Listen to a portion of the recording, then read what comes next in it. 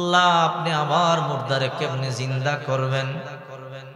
আরিনি কাইফা তুহিল মাউতা, আমি দেখতে চাই কেমনে জিন্দা করবেন।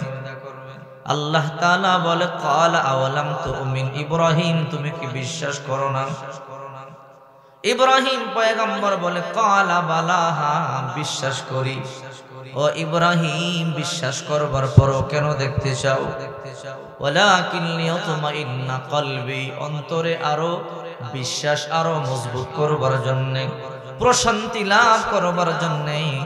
কারণ শোনার চাইতে দেখাটা কিন্তু বেশি বিশ্বাস কর, কথা বলেন ঠিক কি না? আল্লাহ নিশ্চয়ই বিশ্বাস করি, কিন্তু দেখলে বিশ্বাসটা আরো মজবুত হবে। আল্লাহ পাক বলে ও ইব্রাহিম ক্বালা ফাখুয আরবাআতাম মিনাত তায়র ফাসরুহুন্না ইলাইকা সুম্মা জাল। আল্লাহ পাক রব্বুল আলামিন বলে চারটা পাখি ধরো, চারটা পাখি ধরিয়া চারটা পাখি এমন ভাবে লালন পালন করবা, এমন ভাবে পোষ বানাইবা যেন পাখিগুলো তোমার ডাক শুনলেই দৌড়ে চলে আসে। ইব্রাহিম পয়গম্বর চারটা পাখি ধরলেন, একটা কবুতর, একটা কাক, একটা ময়ূর, একটা মোরগ, চারটা প্রাণী ইব্রাহিম পয়গম্বর ধরে পালা শুরু করে দিলেন। পালতে পালতে এমন পোষ বানাইলেন যখন বলে কবুতর আয় আয় দৌড়ে চলে আসে। বানায়া বলছি না সূরাতুল বাকারা 3 নম্বর পারা 3 নম্বর পৃষ্ঠার প্রথম নম্বর লাইনেই দেখবেন আল্লাহ পাক রব্বুল আলামিন বলে ইব্রাহিম চারটা পাখি এমন ভাবে পালবা যেন ডাক দিলে দৌড়ে চলে আসে। ইব্রাহিম পয়গম্বর চারটা পাখিকে এমন ভাবে আদর করে যত্ন করে পাললেন, এখন ছেড়ে দিয়ে ডাক দিলে দৌড়ে চলে আসে। কাক আয়, কবুতর আয়, ডাক দিলে দৌড়ে চলে আসে। ইব্রাহিম বলে আল্লাহ এমন ভাবে পোষ বানাইলাম, এখন ডাক দিলেই তো দৌড়ায় চলে আসে। আল্লাহ তাআলা বলে চারটা প্রাণীর এইবার জবাই দিয়ে দাও।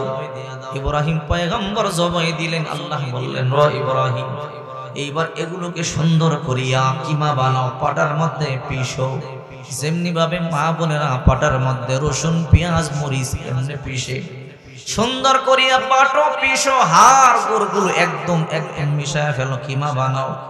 ইব্রাহিম পয়গম্বর চারটা পাখির গোশত সুন্দর করিয়া কিমা বানাইলেন। আল্লাহ কিমা বানানো শেষ হয়ে গেল। আল্লাহ তাআলা বলে ইব্রাহিম চারটা বড় বড় পাহাড়ের মধ্যে ভাগ করিয়া চারটা খণ্ড সুন্দর করে রেখে দাও। ইব্রাহিম পয়গম্বর চারটা বড় বড় পাহাড়ের চূড়ার মধ্যে চারটা ভাগ করিয়া রাখিয়া দিল। আল্লাহ তাআলা বলে রে ইব্রাহিম কোন পাহাড়ে কবুতরের গোশত রাখছো, কোন পাহাড়ে মুরগির গোশত রাখছো, কোন পাহাড়ে ময়ূরের গোশত রাখছো? আল্লাহ বলতে পারি না, চারটার এমন ভাবে মিক্স করেছি, এমন ভাবে বেটেছি, এখন কোন গোশত কোথায় বলতে পারি না। আল্লাহ তাআলা বলে ও ইব্রাহিম আলাদা করিয়া দাও। বলে আল্লাহ আমি ইব্রাহিম তো পারবো না, আপনার কসম করে বলি দুনিয়ার কেউ আলাদা করা সম্ভব নয়। আল্লাহু আকবার। কাদের কুদরত দারি বরকামাল, আনতা রব্বি আনতা হাসবি জুল জালাল, তুহি কাদের জলিলুল্লাহ জাহাদার, বহর হালে তুহি মেরা নিগাহদার। আল্লাহ বলে ইব্রাহিম পারবা না? বলে শুধু আমি না, দুনিয়ার কেউ পারবে না, সম্ভব নয়।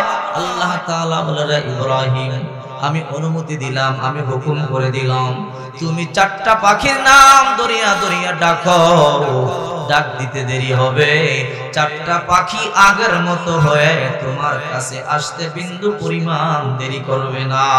আল্লাহু আকবার। আতিনা ফি দারে দুনিয়া না হাসান, আতিনা ফি দারে উকবা না হাসান, ইয়া গিয়াসাল মুস্তাগীসিন আহদিনা লফতেখারা বিল উলুম ওয়াল গিনা, হর গরিনে দেনে তো তৈয়ার হ্যায়, जो न मांगे उससे तो बेजार है।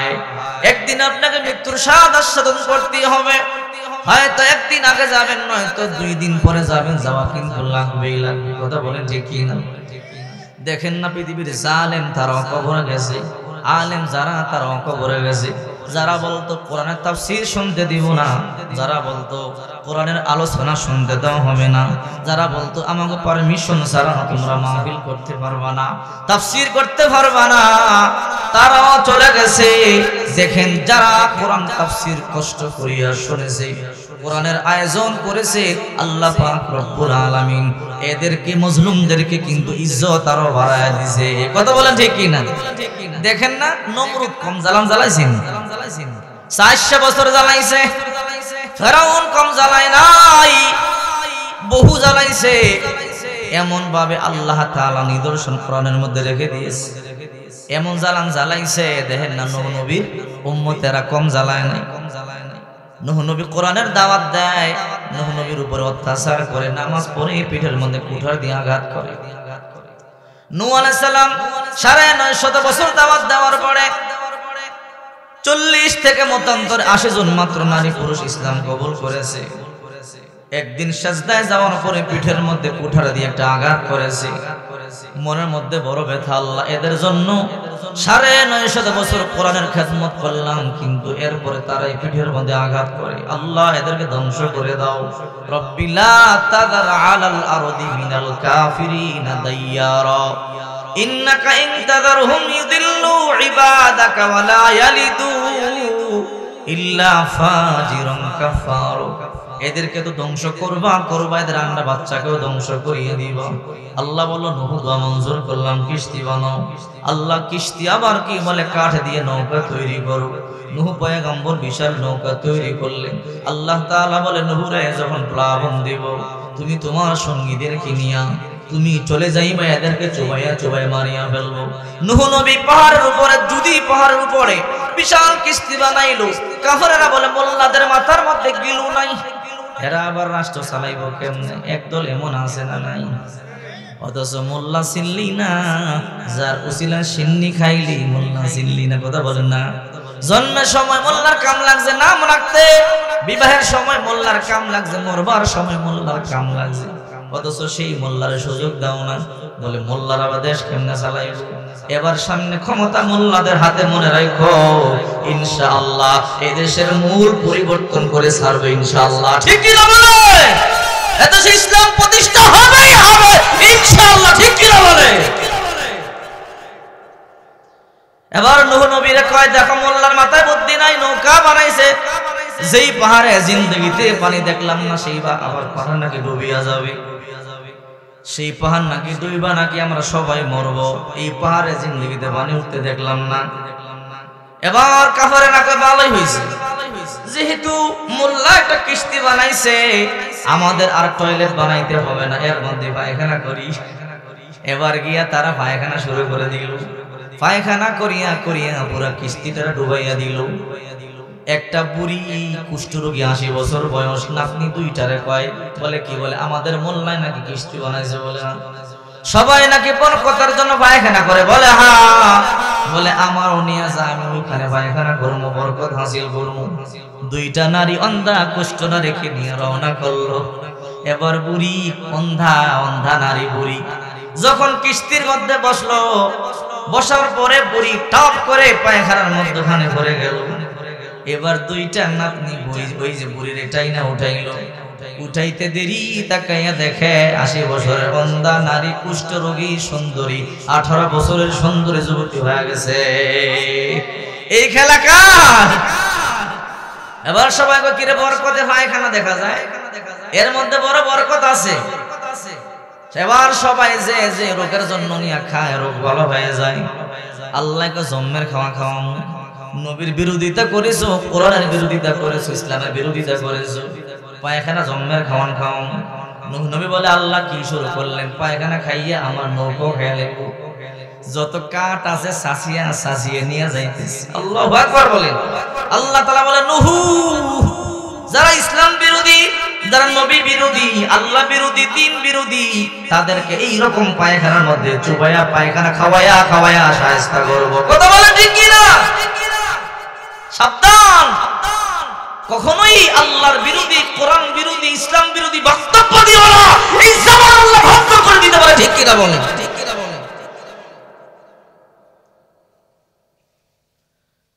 রাসূলুল্লাহর সাহাবীরা জান্নাতের সার্টিফিকেট প্রাপ্ত। হযরত আবু বকর নবীদের পরে সবচেয়ে দামি, কথা বলেন ঠিক কিনা? এরপরও মৃত্যুর ভয়ে হাউমা করে কাঁদতো, কবর দেখলে কান্না করত, বকরির বাচ্চা দেখলে পায়ে ধরে বলতো তোর কপাল ভালো, তোর জবাই করে খেয়ে ফেলবে, তোর জন্য জান্নাত জাহান্নাম নাই। আমি আবু বকর ধরা পড়ে গেলে জাহান্নাম ছাড়া উপায় নেই। 2 নম্বর সাহাবী হযরত ওমর, যার বয়ে শয়তান পর্যন্ত ওই রাস্তায় 40 দিন হাঁটতো না। ওই খলিফাতুল মুসলিমিন যে জান্নাতের 2 নম্বর সাহাবী সার্টিফিকেট ওয়ালা, কবর দেখলে চোখের পানি সারিয়া হাউমা করে কান্না করত। নবীজির নাতি হাসান হুসাইন, আল্লাহর রাসূল সাল্লাল্লাহু আলাইহি ওয়াসাল্লাম বলেন আল হাসান ওয়াল হুসাইন সাইয়্যিদা শাবাবি আহলিল জান্নাহ। হাসান হুসাইন জান্নাতের যুবকদের সর্দার। হযরত ওমর হুসাইনকে বলে জান্নাতে যাওয়ার জন্য একটু আমার জন্য সহযোগিতা করবেন, সুবহানাল্লাহ বলে। আর আমরা জান্নাতে সার্টিফিকেট দিয়েছি, কথা বলেন না ঠিক কিনা? জান্নাত জীবন মামুর বাড়ি গিয়ে মুরগি রান টাইনা টাইনা খাই, এতই সহজ নাকি? এই জন্যই তো আল্লাহ তাআলা বলেন কুল্লু নাফসিন যায়িকাতুল মাউত, প্রত্যেকটা প্রাণীকেই মৃত্যুর স্বাদ আস্বাদন করতে হবে, সবাইকেই মরতে হবে। হযরত ওমর রাদিয়াল্লাহু তাআলা একটা সন্তান ছিল, নাম তার আব্দুল্লাহ। হযরত আলীর একটা সন্তান ছিল, ছোট সন্তান, তার নাম হলো হোসেন, সমবয়স্ক। 2 জন মাদ্রাসার মধ্যে লেখাপড়া করে। হঠাৎ করে ছোট বাচ্চারা দেখবেন মাঝে মাঝে খেলার ছলে একটু ঝগড়া বেঁধে যায়, কথা বলেন ঠিক কিনা? এইদিকে হযরত আলীর সন্তান হোসাইন, ওইদিকে ওমরের সন্তান আব্দুল্লাহ সমবয়স্ক। মাদ্রাসার মধ্যে খেলার ছলে ঝগড়া বেঁধে গেল। 1 কথা 2 কথা 3 কথা। হযরত হুসাইন ওমর রাদিয়াল্লাহু তাআলা আনহু সন্তান আব্দুল্লাহরে বলে গোলামের ঘরে গোলাম সাবধানে কথাবার্তা বলবি। অথচ ওই সময় খলিফাতুল মুসলিমিন রানিং প্রেসিডেন্ট তার সন্তানকে গোলামের ঘরে গোলাম বলল। মাইন্ডে লেগে গেল। আব্দুল্লাহ দৌড়াইয়া চোখের পানি গুলো সারিয়া কান্দে, দৌড়াইয়া বাড়িতে গিয়া বলে বাবা, আমি আজকে বাবা হিসাবে আপনার কাছে একটা বিচার দিব না। আপনি এই দেশের প্রেসিডেন্ট, আমি একটা নাগরিক হিসাবে আপনার কাছে আমি একটা বিচার দেব, বিচারটা করবেন। কি বিচার? বলে বাবা, আলী রাদিয়াল্লাহু তাআলা সন্তান হুসাইন সবার সামনে আমার গোলামের ঘরে গোলাম বলল। ও বাবা, সবার সামনে আমাকে লজ্জা দিল, আমাকে সবার সামনে গোলামের ঘরে গোলাম বলল। যেমনি ভাবে হুসাইন সবার সামনে গোলামের ঘরে গোলাম বলেছে, ওই রকম সবার সামনে বিচারটা আপনার করতে হবে। যদি আপনি এই বিচারটা না করেন, আমি আব্দুল্লাহ কিয়ামতের ময়দানে আপনার বিরুদ্ধে আল্লাহর দরবারে দাঁড়ায়া যাব। আল্লাহু আকবার বলেন। ওমর পেছের মধ্যে পড়ে গেল। সন্তান হিসাবে নয়, একজন নাগরিক হিসাবে আমার কাছে বিচার দিল। যদি এই বিচারটা আমি না করি, কিয়ামতের ময়দানে এই আব্দুল্লাহ আবার আমার বিরুদ্ধে আল্লাহর দরবারে দাঁড়িয়ে যাবে। খলিফাতুল মুসলিমিন টেনশনে পড়ে গেল। কার বিচার আমি করব? হুসাইন, যার ব্যাপারে আল্লাহর রাসূল বিশ্ব নবী মুহাম্মদুর রাসূলুল্লাহ সাল্লাল্লাহু আলাইহি ওয়াসাল্লাম বলেছেন আল হাসান ওয়াল হুসাইন সাইয়্যিদা শাবাবি আহলিল জান্নাহ। এই হাসান হুসাইন জান্নাতের যুবকদের সর্দার। খলিফাতুল মুসলিমিন পত্র পাঠাইয়া দিল, আলীর বাড়িতে যাও, পত্রটা আলীকে দিয়ে আসো। পত্রবাহক আলীর বাড়িতে চলে গেল। গিয়ে বলে আলী বাড়িতে আসুনি? বলে হাসি, নাও নাও। খলিফাতুল মুসলিমিনের পক্ষ থেকে একটা পত্র চলে এসেছে। হযরত আলী অবাক হয়ে গেল। আহারে, খলিফা আমার বাড়িতে পত্র পাঠাবে কেন? এইবার পত্রটা নিয়ে হযরত আলী পত্রটা পড়ে চোখের পানিগুলো সারিয়া কান্না শুরু করে দিল। ফাতেমা কো আলী, বুঝলাম না, এই মাত্র হাসি খুশি দেখলাম, পত্র পাইলেন, পড়লেন, আর চোখের পানিগুলো সারিয়া কান্না শুরু করে দিলেন। ফাতেমা কো আলী, কি হয়েছে বলেন? বলে ফাতেমা শুনবার পরে তুমিও সহ্য করতে পারবা না। ও আলী বলেন পত্রের মধ্যে কি লেখা আছে? এবার আলী বলে ফাতেমা রে, আমাদের সন্তান হোসাইন ওমরের সন্তান আব্দুল্লাহর গোলামের ঘরে গোলাম বলেছে, আর আব্দুল্লাহ তার বাবা ওমরকে আমার সন্তানের বিরুদ্ধে বিচার দিয়েছে। আগামী জুমার দিন মসজিদে নববীর মধ্যে সবার সামনে আমাদের কলিজার টুকরা ছোট সন্তান হোসাইনের বিচার হবে, এই কথাটা এই পত্রের মধ্যে লেখা আছে। এই সংবাদ শুনবার পরে হযরতে ফাতেমা চোখের পানিগুলো সারিয়া কান্না শুরু করে দিল। আহারে, যে হোসাইনকে আমার বাবা কলিজা দিয়ে ভালোবাসতো, অথচ সেই হোসাইনকে সবার সামনে বিচার করবে, বেয়াজ্জতি করবে, আমি ফাতেমা মা হয়ে কেমনে সহ্য করব? হযরত আলীও কান্না করে, ফাতেমাও কান্না করে। ফাতেমাকে আলী জান জান ওমরে গিয়ে একটু বোঝান না, যেন এই বিচারটা না করে শিথিল করে দেয়। ছোট্ট সন্তান বলছে ভুল করে ফেলেছে, আপনি গিয়ে নিজেই মাপ চায় চলে আসেন। হযরত আলী রাদিয়াল্লাহু তাআলা আনহু রাত্রি বেলা হাঁটি হাঁটি পা পা করে ওমরের বাড়িতে গিয়ে বলে, ওমর সকাল বেলা একটা পত্র পাঠাইছেন, পত্রটা পাইলাম। ওমর আপনি ভালো করিয়া জানেন আমার সন্তান বড় ছোট, আপনার সন্তান বড় ছোট, দুইজন মাদ্রাসার মধ্যে লেখাপড়া করে, কি ক্লাসের মধ্যে কথার চলে, হয়তো আমার সন্তান আপনার সন্তান রে গোলামের করে গোলাম বলিয়া বলছে। ও ওমর,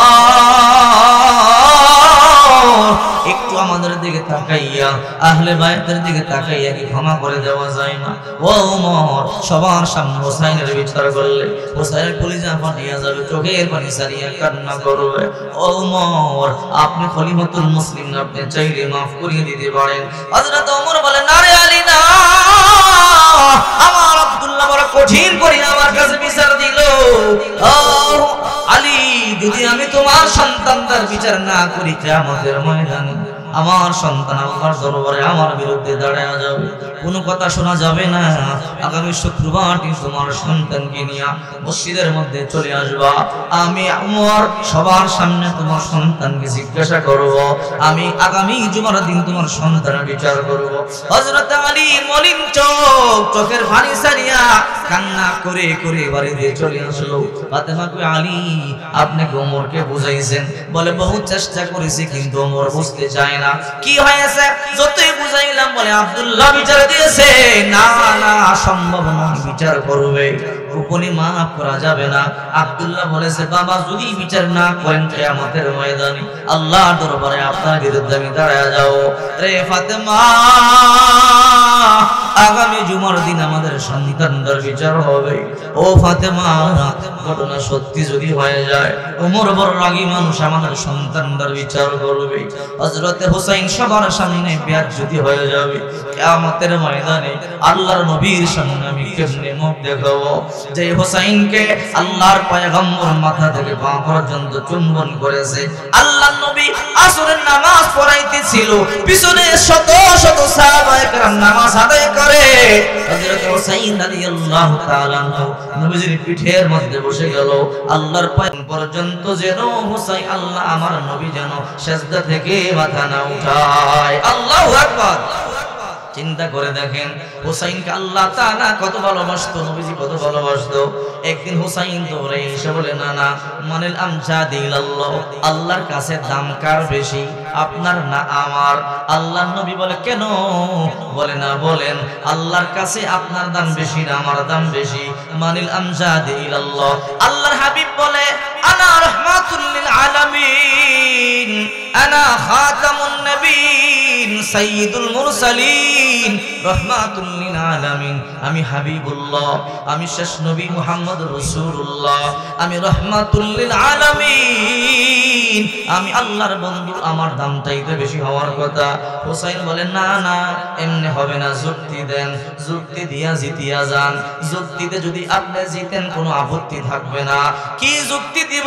ও না না, এবার বলেন তো আপনার বাবার নাম কি? বলে, আমার বাবার নাম আব্দুল্লাহ।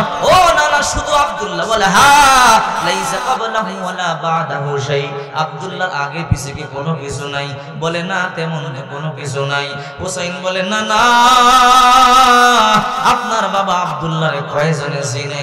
আপনার বাবা খালি আব্দুল্লাহ, আগেও কিছু নাই পরও কিছু নাই। আমার বাবা কে জানেন? বল বল তোর বাবার নামটা কি বল? বলে আমার বাবার নাম হলো আলী, আলী কাররামাল্লাহু ওয়াজহাহু আসাদুল্লাহিল গালিব।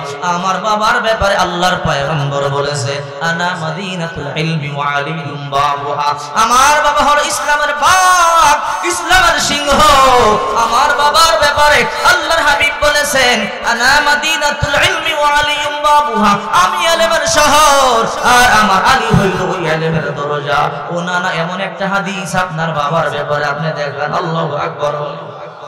আল্লাহর হাবিব রাহমাতুল লিল আলামিন বলেন না না, এমন হাদিস আমার বাবার ব্যাপারে নাই। ও না না, তাহলে এইবার বলেন তো আপনার বাবার দাম বেশি না আমার বাবার দাম বেশি? আল্লাহর নবী কে হুসাইন, আমার বাবা থেকে তোর বাবার দাম আল্লাহর দরবারে 1 গুণ নয় 2 গুণ নয়, হাজার হাজার গুণ বেশি। আল্লাহু আকবার। ও না না, বাবার দিক দিয়ে জিতে গেলাম। এবার আসেন আপনার মায়ের নাম কি? আল্লাহর হাবিব মুহাম্মদুর রাসূলুল্লাহ সাল্লাল্লাহু আলাইহি ওয়াসাল্লাম বলেন আমার মায়ের নাম হলো আমেনা। ও না না, লাইসা ক্বাবলাহা ওয়ালা বাদাহা শাই, আমেনার আগে পিছে কি কোনো কিছু নাই?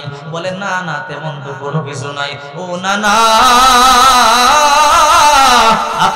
আপনার মা আমেনারে কয়জনে ছিল? যার আগেও কিছু নাই, যার পরেও কিছু নাই। ও না না, আমার মায়ের নাম কি আপনি জানেন নাই? বল বল তোর মায়ের নামটা কি? ও না না, আমার মা ফাতেমাতুজ জাহরা রাদিয়াল্লাহু তাআলা আনহা, যার ব্যাপারে বিশ্বনবী মুহাম্মদুর রাসূলুল্লাহ সাল্লাল্লাহু আলাইহি ওয়াসাল্লাম বলেছেন ফাতেমা তু বিজাতুম মিন্নি, ফাতেমা আমার দেহের অংশ, কলিজার টুকরা। ফাতেমা তু সাইয়্যিদাতু নিসাই আহলিল জান্নাহ, ফাতেমা জান্নাতের মহিলাদের সর্দারিনী। ও না না, এবার বলেন তো আপনার মায়ের দাম বেশি না আমার মায়ের দাম বেশি? আল্লাহর নবী তখন বলে রে হুসাইন, আমার মা থেকে তোর মায়ের দাম আল্লাহর দরবারে অনেক বেশি। ও না না, বাবার দিক দিয়ে জিতে গেলাম, মায়ের দিক দিয়ে জিতে গেলাম। এইবার বলেন তো আপনার নানির নাম কি? আল্লাহর হাবিব মুহাম্মদুর রাসূলুল্লাহ সাল্লাল্লাহু আলাইহি ওয়াসাল্লাম বলেন আমার নানির নাম বাররা বিনতে আব্দুল উজ্জা। ও না না, বাররা বিনতে আব্দুল উজ্জার আগে পিছে কি কোনো কিছু নাই? বলেন না না, তার আগে পিছে কোনো লকব নাই। ও না না, আপনি জানেন না আমার নানির নাম কি? বল বল তোর নানির নাম কি? খাদিজা বিনতে খুয়াইলিদ, খাদিজা তাহেরা। ও না না, আপনি জানেন নি এই দুনিয়ার মধ্যে একটা নারী আছে যাকে আল্লাহ তাআলা নিজে সালাম দিয়েছে। আল্লাহু আকবার বলে। মক্কাতুল মুকাররমা থেকে 5 কিলোমিটার দূরে জাবালুন নূর পাহাড়, যেই পাহাড়ে আল্লাহর পয়গম্বর ধ্যান করতেন, ইবাদত বندگی করতেন, ওই পাহাড়ে আসমান থেকে জিবরাইল আগমন করতেন আর কোরআন নাজিল করতেন। ওই পাহাড়ে মা খাদিজা মক্কাতুল মুকাররমা থেকে দৈনিক 2 বার 3 বার খাবার নিয়ে পায়ে হেঁটে হেঁটে ওই পাহাড় বেয়ে বেয়ে উপরে উঠে আল্লাহর পয়গম্বরের খাবার খাওয়াইতেন। মা খাদিজার হাঁটু চলে যাইতো, হাত এরকম কোনি ছিলে যাইতো, রক্তক্ষরণ হইতো। বড় লম্বা পাহাড়। আমরা যারা হজে যাই, উমরায় যাই, অনেকেই সেই পাহাড়ে উঠি, অনেক লম্বা সময় লাগে। এখন তো সিঁড়ি আছে, রেলিং আছে, তখন সিঁড়িও ছিল না, রেলিংও ছিল না। এখন সিঁড়ি দিয়ে উঠতেই 1.5-2 ঘন্টা সময় লেগে যায়, 1-2 লিটার পানি শেষ হয়ে যায়। আর পুরা যারা তাকায় চোখের পানি ছাড়িয়ে কান্না করে, আহারে উঠতে পারলাম না, ওই গুহাটা দেখতে পারলাম না, যেই গুহার মধ্যে আল্লাহর পয়গম্বর নামাজ আদায় করেছে, যেই গুহার মধ্যে আসমান থেকে জিবরাইল আগমন করত। ও বন্ধু, ওই যে জাবালুন নূর পাহাড়, গত বছর উমরায় গেলাম, প্রতি বছর আল্লাহ আমার তৌফিক দিয়েছে, প্রতি বছর গিয়ে সেই জায়গার মধ্যে যখন উঠি, মা খাদিজার কথা মনে পড়ে যায়। আল্লাহর নবী বলে, খাদিজা তুমি আমার জন্য এত কষ্ট করো রে খাদিজা, দৈনিক 2 বার 3 বার পাহাড় বেয়ে বেয়ে খাবার নিয়ে উপরে উঠো, তোমার হাঁটু কেটে যায়, তোমার হাত ছিলে যায়, রক্তক্ষরণ হয়। মা খাদিজা চোখের পানি গুলো সারিয়া কান্না করে বলতো, ওগো আমার নবী, আমি জানি দুনিয়ার মধ্যে আপনার মা নাই। ও নবী, দুনিয়ার মধ্যে আপনার বাবা নাই, আপনার দাদা নাই, আপনার দাদি নাই। মক্কার কাফেরগুলো আপনারে শুধু কষ্ট দেয়, আপনার মারে।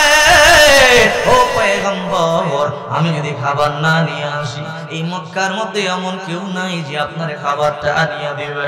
ও পয়গম্বর, আমার হাঁটু কেটে যায়, হাত কেটে যায়, এই জন্য আপনি কান্না করবেন না। আল্লাহর কসম, আল্লাহর কসম, আপনার জন্য শুধু হাত আর হাঁটু কেন, কলিজা পর্যন্ত গুনাহ করে দিতে হয়। আল্লাহু আকবার বলেন। মা খাদিজা একদিন খাবার নিয়ে পাহাড়ে উঠতেছিল। আল্লাহর পয়গম্বর তখন উপরে ছিলেন ইবাদতে। হযরত জিবরাইল চলে এলো, এসে বলে, পয়গম্বর, ওই যে খাবার নিয়ে উপরে উঠতেছে, এটা তো আপনার বিবি খাদিজা। আল্লাহর নবী বলে, হ্যাঁ জিবরাইল, এটা আমার বিবি খাদিজার এই তো দেখা যায়। ও পয়গম্বর, আল্লাহর পক্ষ থেকে আজকে একটা সুসংবাদ আছে খাদিজার জন্য। কি সুসংবাদ? বলে, আল্লাহ তাআলা আজকে নিজে খাদিজারে সালাম দিয়েছে। আল্লাহু আকবার। মা খাদিজাতুল কুবরা রাদিয়াল্লাহু তাআলা আনহা খাবার নিয়ে যখন পাহাড় বেয়ে উপরে গেল, আল্লাহর নবীর মুখের মধ্যে যখন রুটি আর গোশতগুলো দিতেছিল, হঠাৎ করে পয়গম্বর তাকাইয়া দেখে মা খাদিজার হাত থেকে টক টক করে রক্তগুলো ঝরতেছিল। মা খাদিজার হাঁটু থেকে রক্তগুলো ঝরতেছিল। নবী আমার চোখের পানিগুলো সারিয়া কান্না শুরু করে দিল। রে খাদিজা, এত কষ্ট তুমি আমার জন্য করো রে খাদিজা। মা খাদিজা বলে, পয়গম্বর, আপনার জন্য এতটুকু কষ্ট কেন? প্রয়োজনে আমি খাদিজা আপনার জন্য হাসতে হাসতে জীবনটা বিলায়া দিতে পারি। এবার আল্লাহর পয়গম্বর বলে, ও খাদিজা, আজকে তোমার জন্য একটা সুসংবাদ আছে। বলে, কি সুসংবাদ? বলে, আল্লাহ তাআলা নিজে আজকে তোমার সালাম দিয়েছে। আল্লাহু আকবার বলে। মা খাদিজা শোনার পরে চোখের পানিগুলো সারিয়া কান্না শুরু করে দিল। ও পয়গম্বর, আল্লাহ সালামের উত্তর কেমনে দেওয়া লাগে নিজেই তো জানি না। ও পয়গম্বর, আমার পক্ষ থেকে সালামের জবাব আপনি দিয়া দিবেন। আল্লাহর নবী তখন বলল, খাদিজা, তোমার সালামের জবাবটা তোমার পক্ষ থেকে আমি পয়গম্বর দিয়া দিব। হুসাইন বলে, না না,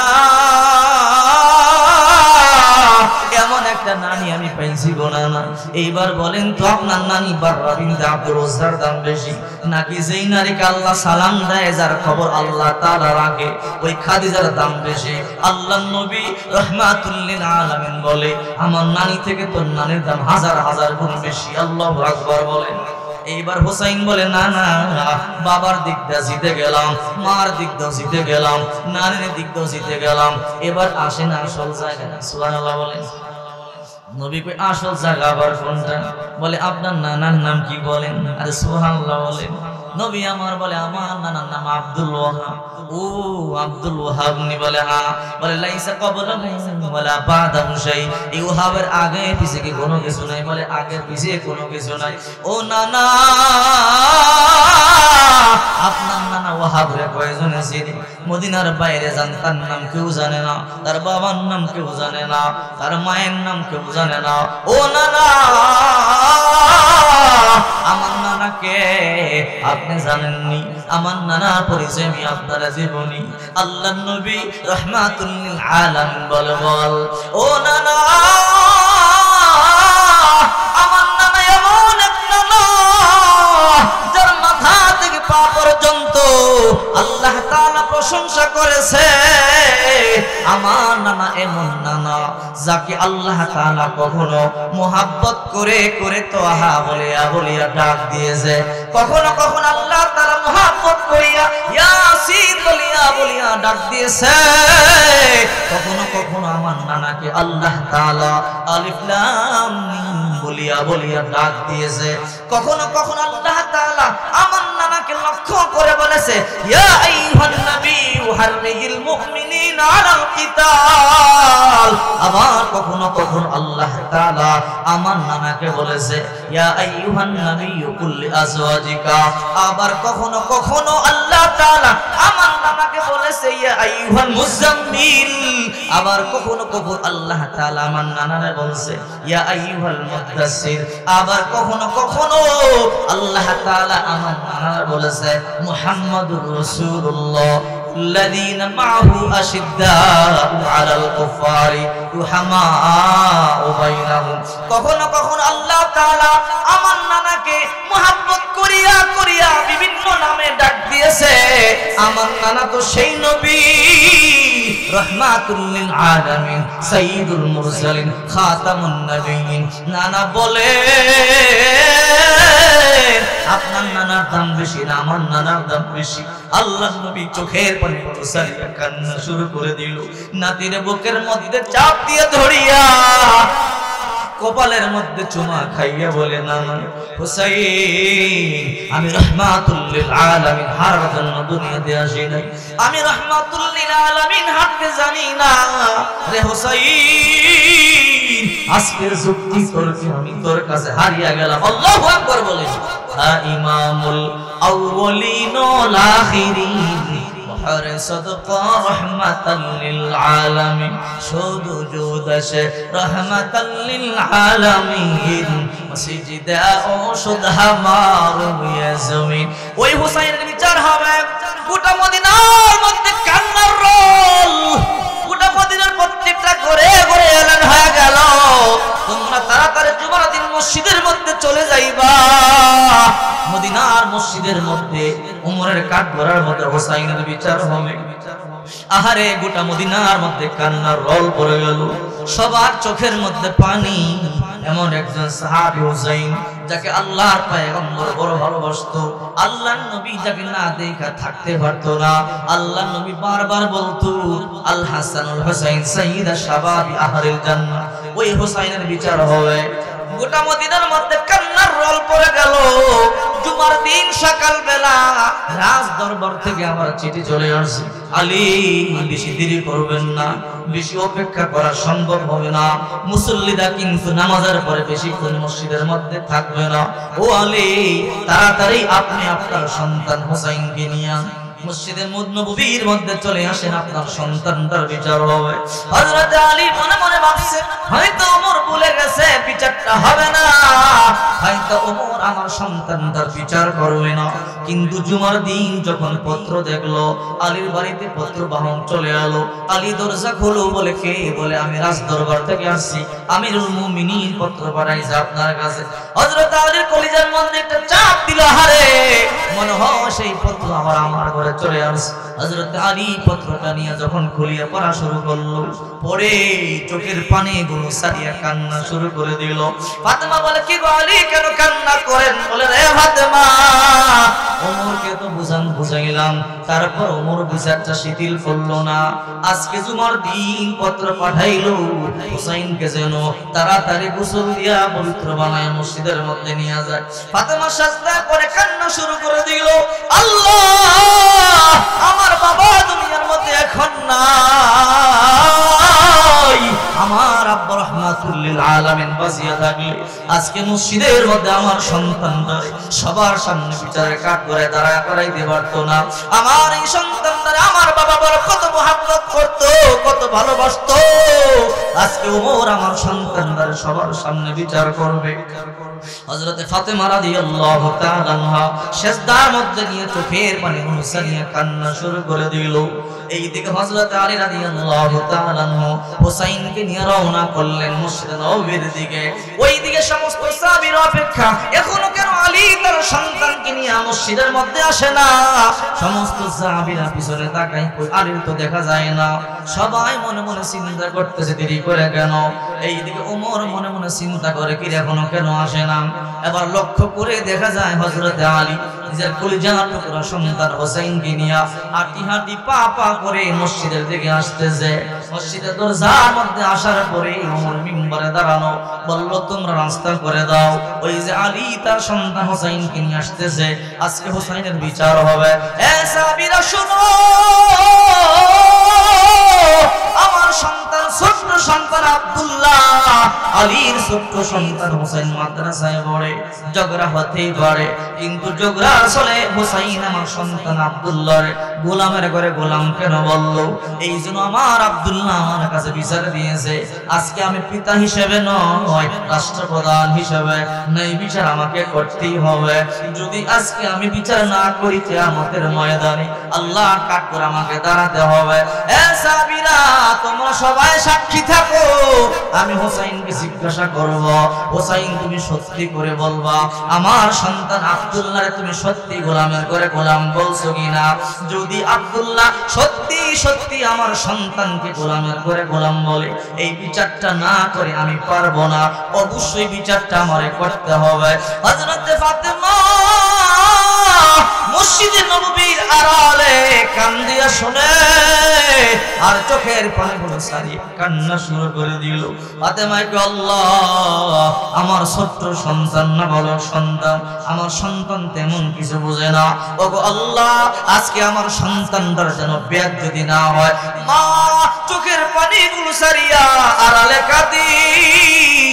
সমস্ত সাহাবীদের চোখের মধ্যে পানি, মুরব্বী সাহাবীদের চোখের মধ্যে পানি।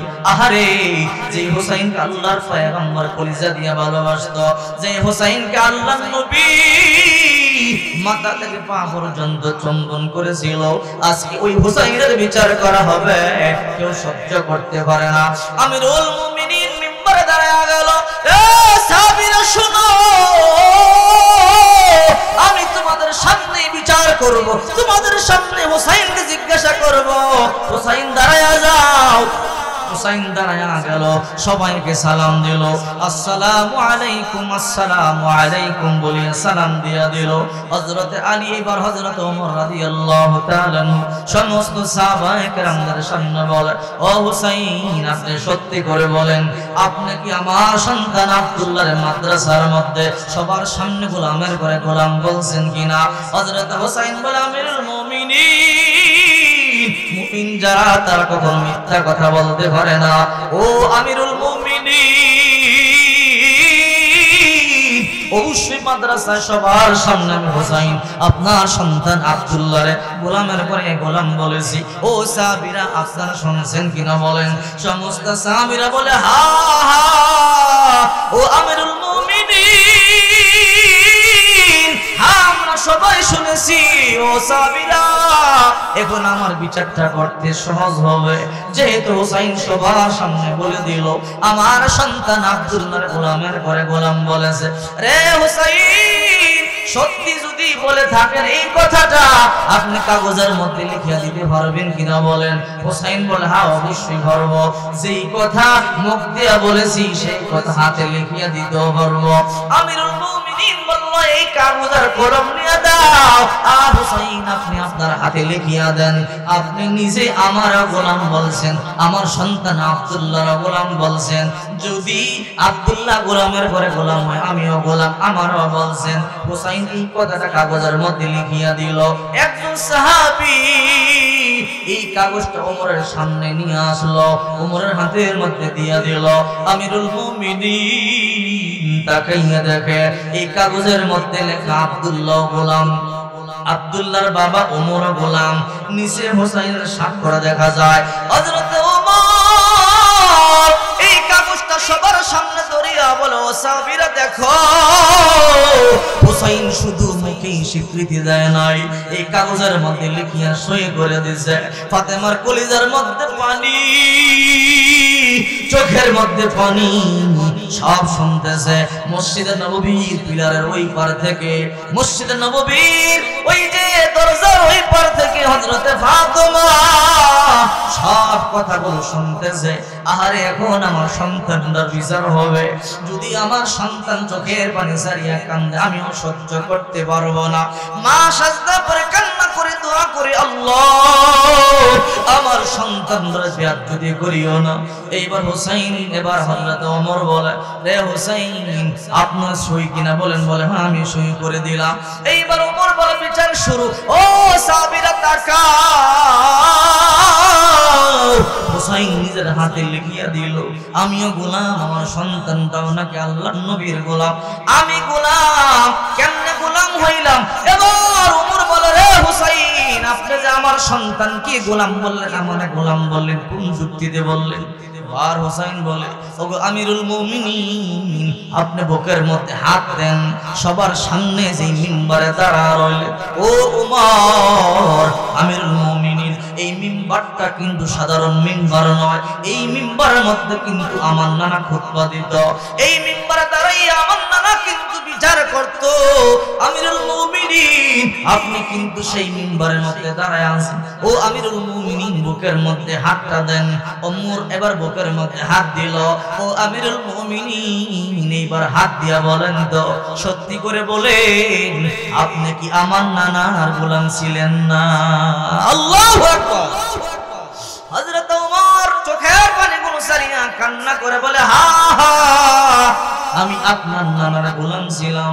ও আমিরুল মুমিনিন, যদি আপনি আমার নানার গোলাম হন, তাহলে তো আপনার সন্তান আব্দুল্লাহ গোলামের ঘরে গোলামি হয়। আল্লাহু আকবার বলে হযরত ওমর চোখের পানিগুলো সারিয়া কান্না করে বলে, ও সাহাবীরা, তোমরা সাক্ষী থাকো, যেদিন আমি মরিয়া যাব, তোমরা আমাকে গোসল দিয়ে যখন কাফন দাফন করবা, কাফনের কাপড় পরাইবা, আমার কাফনের কাপড়ের ভিতরে এই কাগজের টুকরাটা তোমরা ঢুকাইয়া দিবা, এরপরে তোমরা আমাকে মাটির নিচে দাফন করে চলে আসবা।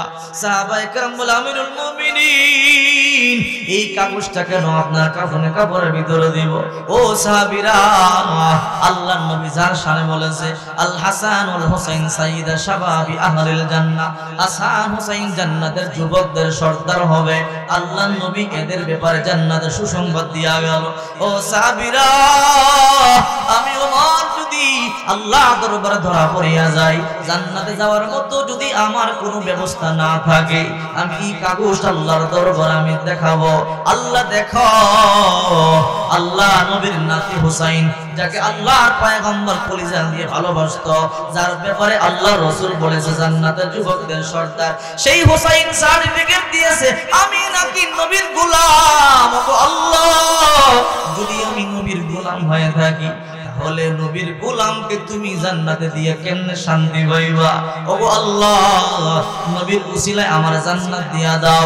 সাহাবীরা রে, তোমরা শোনো, আল্লাহর কসম করে বলি, হুসাইনের এই স্বাক্ষরের কারণে আল্লাহ তাআলা হয়তো আমি ওমরের জিন্দেগীর গুনাহগুলোকে maaf করিয়া আমি ওমরকে জাহান্নামের আগুন থেকে মুক্তি দিয়া জান্নাতে দিতে পারে। আল্লাহু আকবার বলেন। আল্লাহ আল্লাহ, क्या मुबारक नाम है, अल्लाह अल्लाह आशिकों का काम है, या इलाही मुझसे मुझको दूर कर, ताकि देखो मुझ में तुझको एक नजर, जन्नत दो जब से या रब क्या करो, आरज़ू है मैं तुझे देखा करो, हो गिलवा जितने नेमत है तो सबसे बढ़कर नेमत दीदार तो। अल्लाहु আকবার বলেন। হযরত ওমর, যার ব্যাপারে বিশ্বনবী মুহাম্মদুর রাসূলুল্লাহ সাল্লাল্লাহু আলাইহি ওয়াসাল্লাম জান্নাতের সার্টিফিকেট দিয়া গেছে, এই দুনিয়ার মধ্যে নবীদের পরে সবচেয়ে দামি 1 নাম্বার হযরত আবু বকর, 2 নাম্বার হযরত ওমর, 3 নাম্বার উসমান রাদিয়াল্লাহু তাআলা আনহু, 4 নাম্বার হযরত আলী রাদিয়াল্লাহু তাআলা আনহু। অথচ নবীদের পরে দামের দিক দিয়ে 2 নাম্বারে হযরত ওমর, এরপর হযরত ওমর জাহান্নামের ভয়ে কেমন চোখের পানি সারিয়া কান্না করেছে।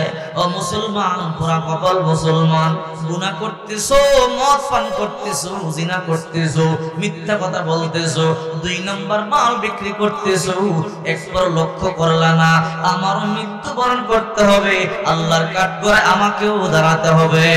কথা বলেন না? সাহাবীরা জান্নাতের সুসংবাদ প্রাপ্ত, এরপরও যদি এমন কান্না করতে পারে, তাহলে আমাদের যে মিনিটে মিনিটে গুনাহ হচ্ছে, সেকেন্ডে সেকেন্ডে গুনাহ হচ্ছে, আমাদের কেমন কান্না করা উচিত? ঠিক কিনা জোরে বলি। মৃত্যুর কোনো গ্যারান্টি নাই।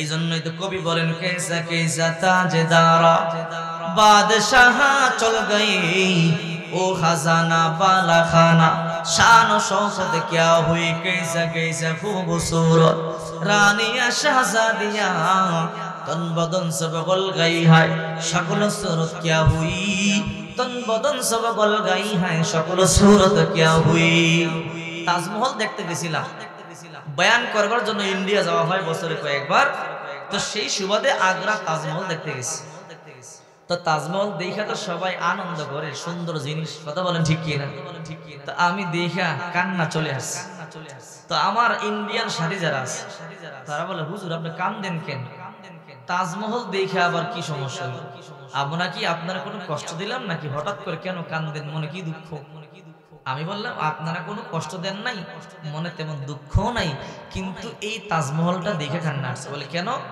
বললাম যে হাকিম মোহাম্মদ আখতার সাহেব রহমাতুল্লাহ আলাইহি কবিতা মনে পড়ছে উনি কবিতা লিখছে কেজা কেজা তাজদারা বাদশাহ চল গই ও খাজানা বালা খানা শানো শওকত কিয়া হুই কত বড় বড় রাজা বাদশা ছিল কথা বলেন ঠিক কি না মাটির নিচে চলে গেছে শান সম্পদ সব ধ্বংস হয়ে গেল কেসা কেসা খুবসুরত রানিয়া শাহজাদিয়া তন বদন সব গল গই হায় শক্ল সুরত কিয়া হুই তন বদন সব গল গই হায় শক্ল সুরত কিয়া হুই কত সুন্দর সুন্দর রানী শাহজাদি ছিল এরা মাটির সাথে মিশে পোকামাকড়ে খাদ্য রূপান্তরিত হয়েছে কথা বলেন ঠিক কিনা তো এর সাথে এর মিল কি হুজুর বুঝলাম না বললাম এই যে সম্রাট শাহজাহান মুমতাজের প্রেমে পাগল হইয়া এত সুন্দর তাজমহল বানাইয়া মাটির সাথে মিশে গেল তাজমহল তো তাজমহলের জায়গায় আছে শাহজাহান আর মুমতাজ কই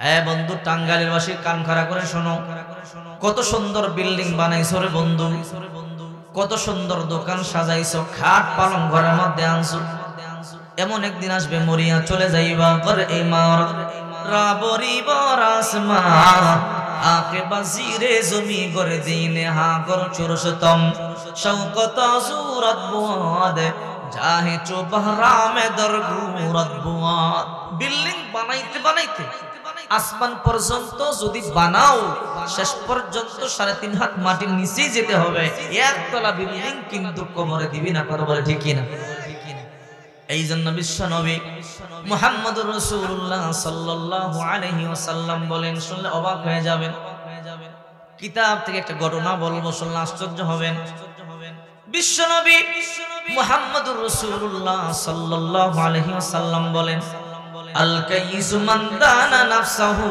ওয়া আমিলা লিমা বাদাল মাউত আমার উম্মতের মধ্যে সবচেয়ে চালাক আর বুদ্ধিমান সে যে দুনিয়ার পরকাল নিয়ে চিন্তা করে কারণ এই দুনিয়া ক্ষণস্থায়ী জিন্দেগি কথা বলেন না কেন এই দুনিয়া চিরস্থায়ী নাকি দাদারে দেখছেন দাদা চলে গেল বাবারে দেখছেন বাবা চলে গেল এই জন্য রাসূল বলে তোমরা মৃত্যুরে স্মরণ করো এই পৃথিবীর মধ্যে দামি নারী 4 জন এক নম্বরে মা খাদিজা 2 নম্বরে ফাতিমা 3 নম্বরে মারিয়াম 4 নম্বরে আসিয়া আফদলুন নিসাই আহলে জান্নাতি খাদিজা বিনতে খুয়াইলিদ ও ফাতিমা বিনতে মুহাম্মদ ও মারিয়াম বিনতে ইমরান ও আসিয়া বিনতে মুজাহিম এই পৃথিবীর মধ্যে সবচেয়ে দামি নারী 4 জন এক নম্বরে মা খাদিজা 2 নম্বরে ফাতিমা ফাতিমার ব্যাপারে আল্লাহর হাবিব বলেন ফাতিমা তু সাইয়্যিদাতু নিসাই আহলিল জান্নাহ ফাতিমা জান্নাতের রমণীদের সর্দারিনী সুবহানাল্লাহ বলেন।